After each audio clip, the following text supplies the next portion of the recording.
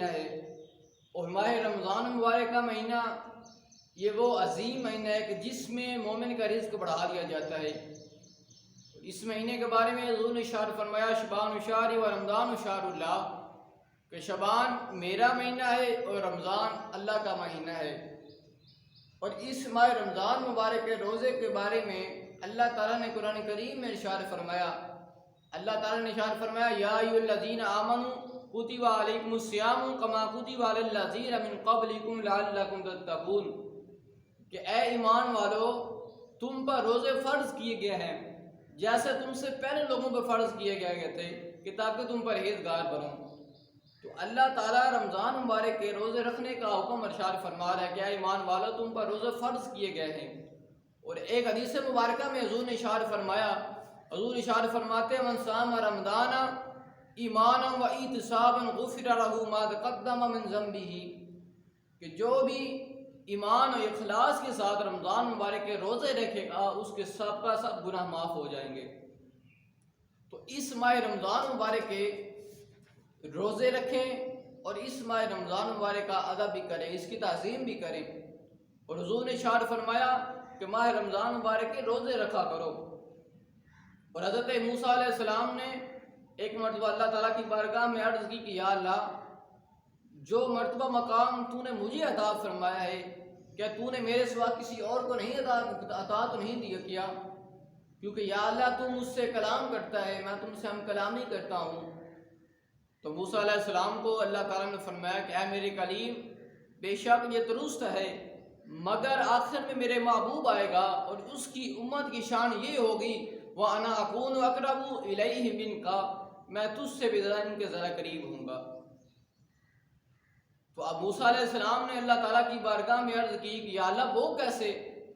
کہ تو مجھ سے بھی ذرا ان کے قریب ہوگا۔ تو اللہ تعالیٰ نے فرمایا کہ اے میرے کلیم جب تو مجھ سے ہم کلام ہوتا ہے تو تیرے اور میرے درمیان 70,000 پردے حائل ہوتے ہیں، لیکن جب میرے محبوب کا امتی روزہ رکھے گا اور سارا دن بھوک اور پیاس سے گزارے گا اس کا رنگ پیلا زرد ہو جائے گا، مگر جب افطاری کا وقت ہوگا تو میں افطاری کا وقت ان تمام پردوں کو اٹھا لوں گا۔ تو حضور نے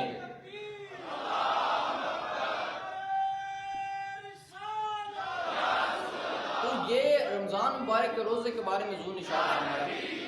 اور اللہ تعالیٰ نے فرمایا کہ اے موسیٰ میں تم سے بھی زیادہ ان کے قریب ہوں گا، جو میرے محبوب کا امتی رمضان مبارک میں روزے رکھے گا سارا دن بھوک پیاس سے کاٹے گا تو افطاری کے وقت میں ان 70,000 پردوں کو اٹھا دوں گا۔ کہ موسیٰ علیہ السلام کو دیکھیں کتنی عظمت والے ہیں، لیکن اللہ تعالیٰ فرماتا ہے کہ اے موسیٰ میں تجھ سے بھی زیادہ میرے محبوب کی امتیوں سے زیادہ قریب ہوں گا۔ تو یہ ماہ رمضان مبارک کی فضیلت ہے۔ اور آج ہمارے اندر تو ایک رواج بن چکا ہے نماز تراویح کا، یہ عموماً ہمارا یہ رویہ بن چکا ہے۔ یہ قابل غور بات ہے کہ ماہ رمضان مبارک میں ہم جب ماہ رمضان مبارک کا مہینہ شروع ہوتا ہے تو ہم نماز تراویح کو لیے مسلسل آتے ہیں، زیادہ سے زیادہ لوگ آتے ہیں نماز تراویح ادا کرنے کے لیے، اور جب جو ہی 2-3 روزے گزر جاتے ہیں تو ہماری مسجدوں کی تعداد میں کمی آنی شروع ہو جاتی ہے، اور جب رمضان مبارک کے آخری دن آ جاتے ہیں پھر وہی روٹین سے آنا شروع ہو جاتے ہیں۔ تو کیا یہ ماہ رمضان مبارک کی جو تراویح ہیں کیا یہ ہمارے لیے پہلے دن میں شروع زیادہ ہیں یا آخری دن کو ہم نے پڑھنی ہوتی ہیں، درمیان میں ہم نماز تراویح کو چھوڑ دیتے ہیں؟ حالانکہ نماز تراویح کی بڑی فضیلت بیان حضور نے اشارہ فرمائی ہے۔ اور حضرت مولا علی مشرق شاہ حیدر کراز رضی اللہ عنہ آپ فرماتے ہیں کہ حضور سے کسی نے پوچھا رمضان مبارک کی نماز تراویح کے بارے میں فضیلت کے بارے میں پوچھا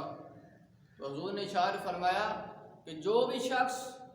رمضان مبارک کی پہلی رات کو نماز تراویح ادا کرتا ہے تو اس کے گناہ اس طرح صاف ہو جاتے ہیں جس طرح وہ ابھی پیدا ہوا ہے،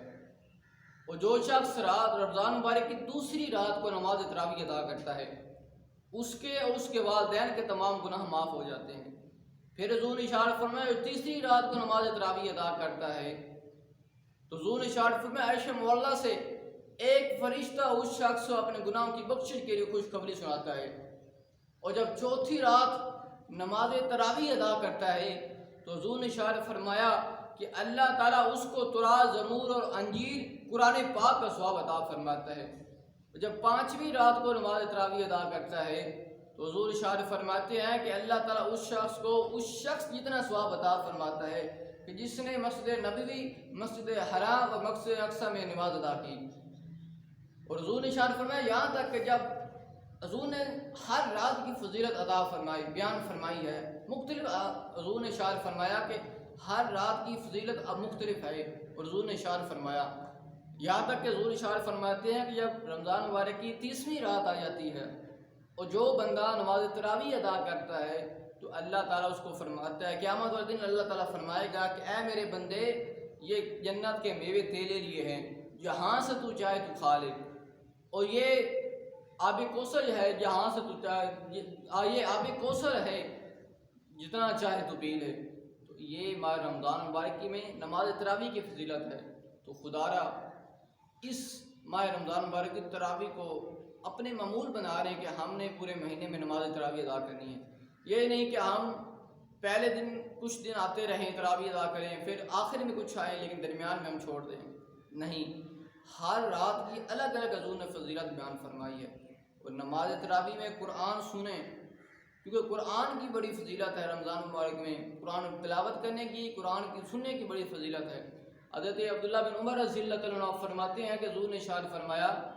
کہ رمضان اور قرآن یہ ہیں، یہ قیامت والے بندے کی سفارش کریں گے۔ رمضان کہے گا کہ یا اللہ، اس کو میں نے سارا دن کھانے پینے سے روکے رکھا، تو اس کے حق میں میری سفارش قبول فرما۔ تو قرآن کہے گا کہ یا اللہ، میں نے اس کو سونے سے دور رکھا، تو میری بھی سفارش اس کے حق میں قبول فرما۔ تو حضور فرماتے ہیں کہ قیامت والے دن روزہ اور قرآن یہ بندے کی سفارش عطا کریں گے۔